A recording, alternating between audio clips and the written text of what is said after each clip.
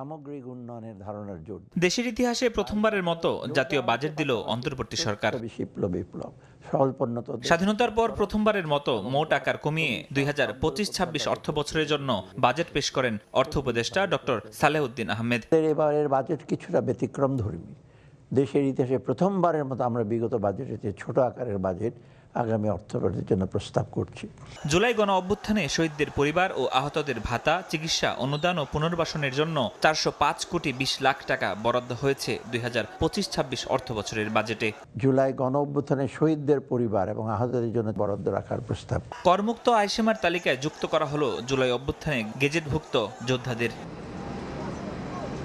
স্বল্পোন্নত দেশের তালিকা থেকে বের হওয়ার প্রস্তুতি হিসাবে শুল্ক যৌক্তিকীকরণের প্রস্তাব দেওয়া হয়েছে এবারের বাজেটে। কর অব্যাহতির সুযোগ না বাড়ানোর চূড়ান্ত ঘোষণা। মার্কিন শুল্ক যুদ্ধে এগিয়ে থাকার কৌশলে যুক্তরাষ্ট্র থেকে পণ্য আমদানি বাড়াতে রয়েছে শুল্ক কমানোর নির্দেশনা। প্রথমবারের মতো দেশে তরুণ উদ্যোক্তা সৃষ্টির জন্য ১০০ কোটি টাকার তহবিল গঠনের প্রস্তাব করেছেন অর্থ উপদেষ্টা। প্রথমবারের মতো আগের অর্থ বছরের তুলনায় ২০২৫-২৬ অর্থ বছরের জন্য কমানো হয়েছে সামাজিক সুরক্ষা খাতের বরাদ্দ। দরিদ্র প্রান্তিক ফরহাদুর রহমান, সময়।